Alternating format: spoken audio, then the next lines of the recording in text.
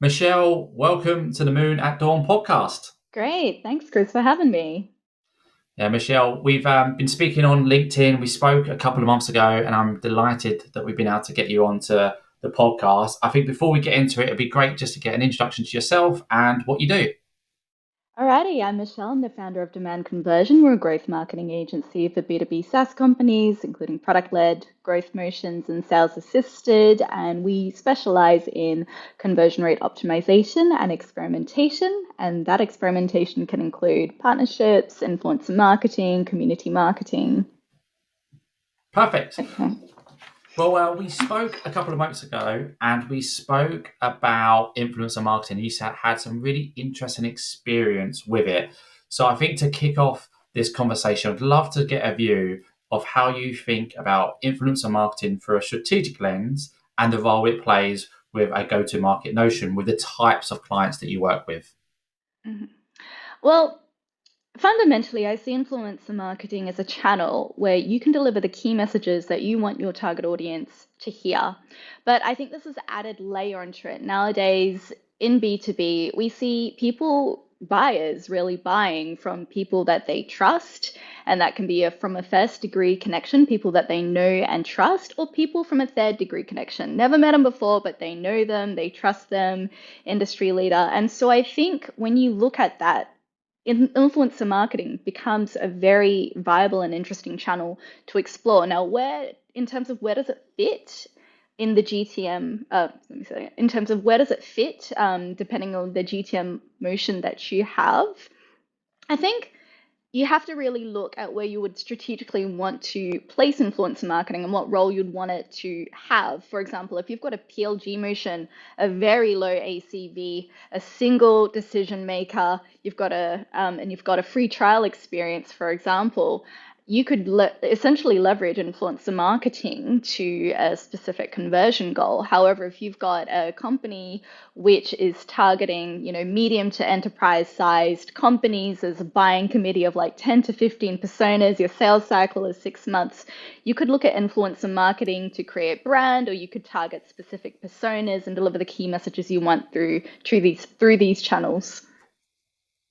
Interesting. So you mentioned there about conversion goals and how you can look within specific, maybe product led growth companies where conversions might be more of an appealing objective. So can you talk me through how you've looked at influencer marketing through more of a conversion bottom of the funnel approach?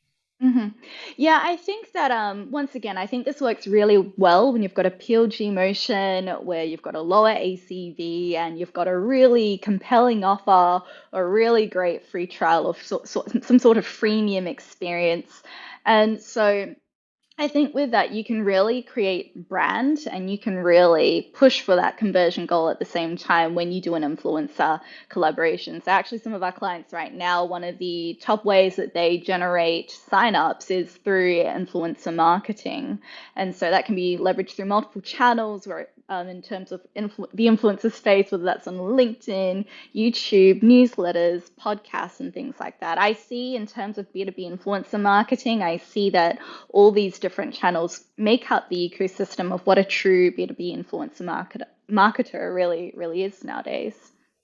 So interesting. So thinking about that playing out into an actual program, you mentioned their podcasts and looking at how you leverage their face in some of the marketing mix. When thinking about that specific campaign, we don't have to reveal the client, but what did the brief look like? And then actually, how did that transcend into an actual campaign that went live? What did that look like? Yeah, that's a really great question. I think all influencers work really differently. Some really like to have the post or the key messages written out for them, and so they do very little work. And some really like to have a very heavy say in how they're going to present the product, what key messages they're going to do, how they want to review the product. So I think at the end of the day, it's all about understanding who you're collaborating with and how they like to work. But at the very least, you always need a very strong influencer briefing note with what you shouldn't say, what you should say, some of the key messages, examples, and demos and product information. And I think it's also important to have very specific talking points for each influencer, depending on on what you want to achieve with them. Interesting. So thinking about some of your experiences, what have you seen work really, really well when you've had this holistic brief, you've had this view of how you want to go to market with influencer strategy? What are some of the tactics that work really, really well? In terms of tactics, do you mean like the actual implementation in the Yeah, campaign? Yeah. the implementation, the activation. Was there anything that worked particularly well on one client that perhaps didn't on another, or has there been some consistencies with what you've seen work really, really well? So, giving an influencer more ownership and autonomy to create that Mhm. that message. Is there a particular creative concept that works really, really well? Is there a medium like podcasts, or is there webinars? Is there anything that works really, really well or has worked really, really well to date? Mm. Yeah, that's an interesting question. I think it really depends wildly on who your target audience is, your target persona, how they like to consume information, how the length of information that they like to consume nowadays, whether it's a 15-second video or a 30-minute podcast. And I also think it's really important to consider the objective of what you're trying to achieve. Is this a brand awareness campaign, or are you trying to do an in-depth comparison against a competitor? So I think it's important to take all those things into account. But I do want to note that sometimes, it's important to really get out there and experiment and test, because we have run campaigns before, for example, where we wanted to run straight to conversion to a sign up, and we partnered with a whole host of YouTube influencers, and two in particular. They had looked to have very similar audiences. We gave them the exact same brief. They both had 300,000 followers. They both had successfully executed strong partnerships and collaborations in the past, so we knew that they would be good partners to work with. And interestingly enough, for this particular product that we were looking at, one influencer generated an insane amount of signups. Like, we were just blown away, and the other was really just a trickle. And they both had a dedicated 10-minute video to it. So I think that sometimes it's really important to have a very a good size of influencers that you want to test with, because sometimes you can't ever really predict how something's going to really go. I think a lot of it really depends on the credibility of the influencer on the specific product that they are talking about, and how much their audience thinks, okay, like, I really trust this person for these types of recommendations, and so I'm gonna really roll with that. So I think it's also important to consider who you're targeting and the type of channel that's going to work best. So we find that when we're targeting highly sophisticated decision makers, multiple six-figure salaries, they're probably not going to be on YouTube as much, and so we see that they really like to consume very high quality content. And so when we roll out influencer marketing campaigns to target these sorts of buyers, it really has to match that. Whereas, if you've got like once again, a PLG motion, low ACV, really quick time to value, that's when you can look at channels maybe with shorter content consumption formats, like YouTube, Instagram, TikTok, and things like that.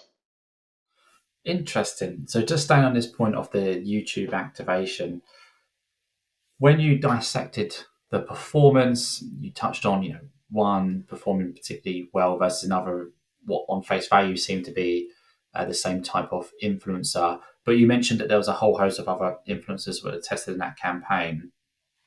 Outside of what was it that you thought really drived performance for that particular influencer, and why do you think in that example that actually maybe some of the other influencers didn't work as well? Did you have a view on that on a higher level, or some of the individual use cases? Yeah, look, on the outset, I think that you can see, all right, all these influencers talk about fintech, all of these influencers talk about finance, business finances, and so on. But I think that there are nuances in these types of audiences. And also, I think that the way that messages are delivered makes a huge difference into the perceived value of a product. So I think one influencer just really, really nailed it. And I think his audience was very, very receptive to it.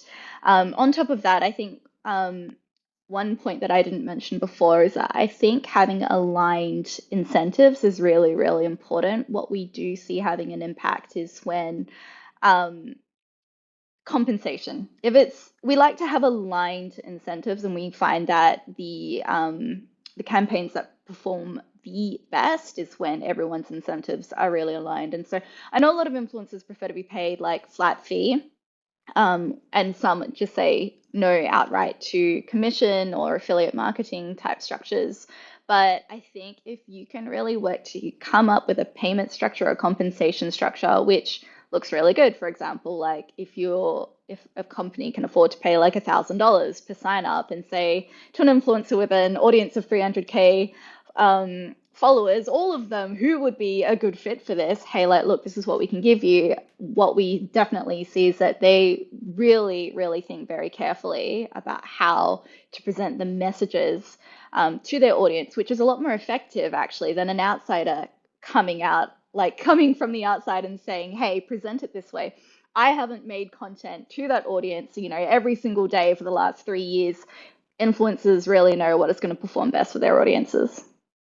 So this is really interesting, and I want to talk about that compensation piece. So do you go with a do you have it a little bit more collaborative with the fee, or do you ask them what their fee is, or do you go telling based on what you've done on your own due diligence? So looking at their audience, and do you have an idea of what you're willing to Mm-hmm. pay, and then do you agree on is it because you kind of alluded to there that paying influencers on affiliate based model is somewhat tricky, but actually trying to engineer a bit more of an incentive to complement maybe a set fee. So how does that structure look like? Do you have a hybrid, or is it just a case of let's work out what your baseline rate is, and then work out what you're actually going to do, and then that's what we'll look at as your set fee? Like, how does that Mm-hmm. conversation look like? Yeah, so from the outset, we always have a really strong idea of the cost of acquisition ranges we want to sit in and what's going to be like lowest we're willing to pay, of course, and the highest that we are willing to go. And we normally come in at, somewhere in between that range with an influencer. And influencers, most of them, when they have been working in the field for a very long time, and we try to work with more mature influencers who are used to collaborations rather than first time influencers, we find that doesn't work as well. Um, they normally have their own media kit and rates and ways that they prefer to work. So some are open to commission payment structures, depending, and also really depending on what you offer.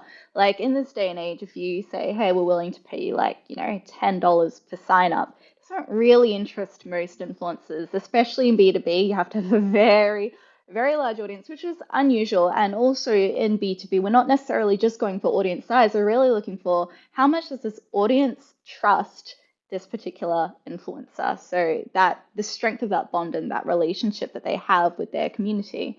And so ideally, I do love to have a commission baked in, and the reason is once again aligned incentives. Most influencers have multiple channels that they work on, like for example, they're not normally just on LinkedIn or just on YouTube. They normally have multiple channels like newsletters, Instagrams, podcasts, and things like that.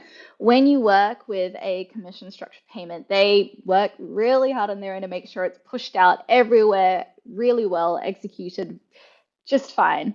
I find on a flat fee, you have to really go through and be like, okay, these are the channels. What are we going to pay you for each channel and things like that. And I find that the quality of the execution is not as not as great, in my honest opinion. So I do really like to try and build that aligned incentive in, but some influencer just kind of like, look, we just don't do commission payments straight off the bat. We just prefer a one-off payment. That's what we want, and so we just then see if that fits within our ranges. Interesting. Okay, so I want to shift gears a little bit. So it sounds like you've had a few different executions, a few different campaigns. Is there anything that's on your agenda that you're really interested in exploring next for influencer marketing, and where you perhaps have not had the right brief, the right client? But is there anything that you've seen someone else do? You think, okay, this is interesting. I want to do this next. Yeah, I think really large companies, like the big sort of like corporate tech companies out there, have leveraged evangelism and ambassadorship really, really well. And up until recently, I don't think that's really been very accessible to smaller companies and Mhm. smaller startups. for many reasons, including resources, time, Hmm. etc., you name it. I think with this explosion of influencer marketing on the landscape, it's made these sorts of collaborations and partnerships a lot more accessible. So I would love to have um, more creative collaborations where we work with an influencer to perhaps go to a conference and represent a specific company, or do a panel talk and represent a specific product, and really make that interaction a little bit more authentic and organic in the community. Okay, yeah, interesting. I've seen different businesses leverage influencers at events and who go and interview people, record their sessions, and create unique content, and that seemingly works really really nicely as a piece of content after. So really really Mhm. nice. Okay, so thinking about some of your own personal learning, so maybe like B2B marketers who haven't done influencer marketing before, what would be some of the, I guess, tips and advice that you would do to help them kind of out the gate with their influencer programs? Yeah, so influencer marketing and influencer programs are one thing where execution is really everything. You need to have on-point execution, because if you partner with an influencer with subpar execution, it's going to be reflected in your results. You're going to have, really very high acquisition costs, and the company's going to say, "Hey, look, this experiment is really not working for us." And so I think if you want to experiment with it and you want to make it work, you really need to focus on point execution. And so there are a couple of points, there are a couple of stages where I think a lot of companies don't really think about when first trying out a program. The first is actually reaching out to influencers. I've seen this multiple times now. You need to know how to reach out to them in a way where they're going to see the value in the collaboration. Otherwise, they're not going to respond to you. And you need to look like a very credible partner straight off the bat, because, these guys get DMs and emails day in, day out, and half of them aren't going to be very valuable to them. And so you need to be able to actually reach them. So that's a common complaint that I've heard, and actually I've seen myself in trying to scale programs with people who've never, with in-house resources that have never really done it frequently, is that response rates can be low if you're not structuring the right message straight off the bat. The second thing is due diligence. It's not really just about follow account or um, follow account or how good that they seem on video. You really need to do a lot of due diligence in, like, okay, so they can create content and build an audience, but can they actually present your product, or actually present them at key messages you want them to present in a very engaging way that resonates with their audience? And these are actually two very different skill sets. There are a lot of creators out there who are creators and they can create amazing content. But I think what really, really differentiates an influencer that you want to work with, and a creator, is that an influencer knows how to sell. An influencer knows how to sell and present the benefits, unique value prop, how to show that to the audience. And you can see that even with creators with the same size profile and community, their skill sets in this can be really, really different. So it's really important to have a look at previous collaborations that they've done before, and just see, like, how successful were they. And the third is getting the structure, formalizing the structure in a very, very tight way. You want to have a really, really tight legal agreement. I know that some folks, when they just run this straight off the bat, they don't do it with any legal agreements. It's just sort of a formal, like, informal email shot here and there, and they're like, okay, we'll pay this. But with these sorts of arrangements, especially with commission involved, and if you've never worked with this influencer before, you want to really know, like, okay, how many iterations on their content are you going to agree to have them do if you're not happy with the first one straight off the batch? Like, straight off, whatever, straight off the bat. Um, like, typically would have like two iterations baked into the contract. When they're going to deliver is also really important. If they're not delivering by a certain date, what are the penalties? And just things like that I think are really important. And also not removing the content once it's been posted. Little things like this. I think it's important to have a very strong legal contract governing both parties. Absolutely.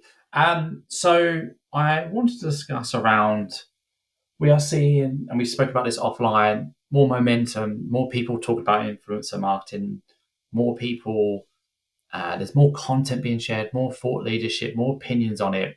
But still, when you start to speak to different marketeers, actually, there's not as much adoption based on the traction that I'm seeing in market. So, what do you think is preventing or holding back marketeers from starting to test and understand the world of B2B influencer marketing?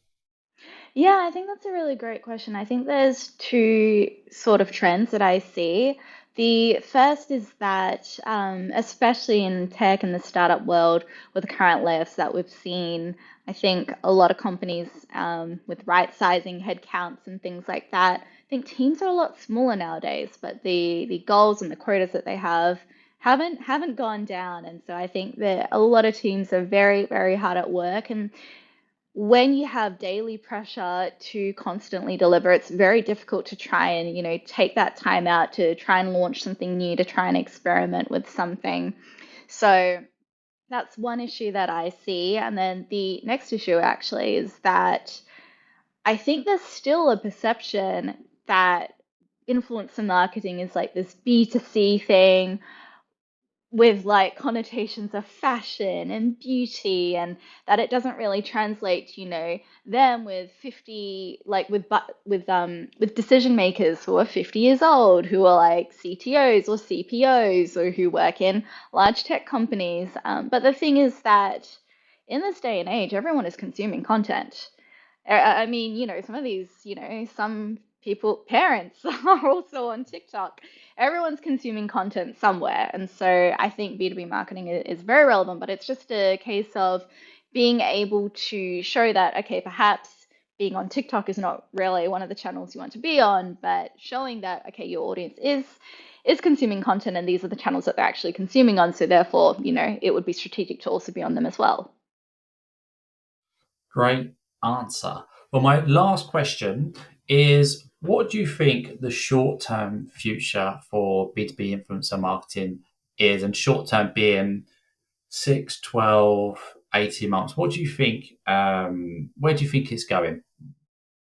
I think we are going to see a lot more companies leverage influencer marketing in many ways. I think community marketing in general is exploding with Slack groups and newsletters and things like that. And so I think it's only natural that influencer marketing continues on the rise. I think as we move on, the industry is going to mature. I think there's been a lot of infrastructure built for the B2C world in terms of influencer marketing.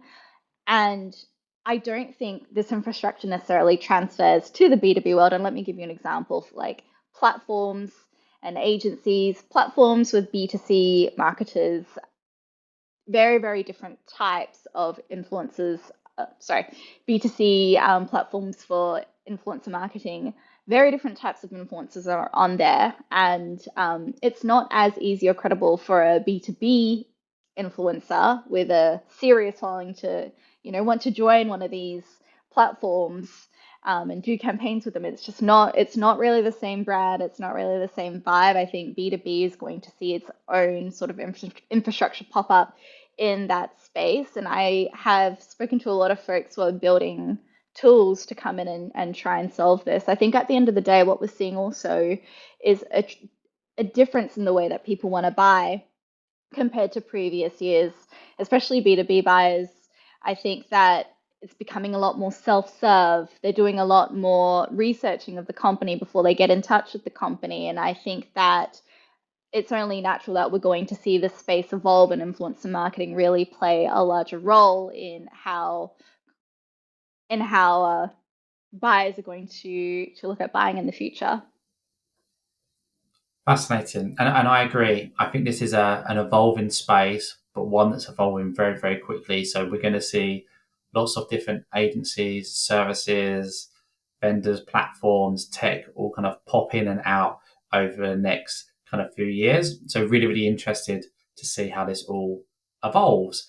So Michelle, thank you for coming on. Super interesting. Lots of sound bites that I've logged here, and can't wait to share all of this content and all of your different opinions and views with everyone. Thanks so much, Chris. Appreciate it. Thanks, Michelle. Cheers.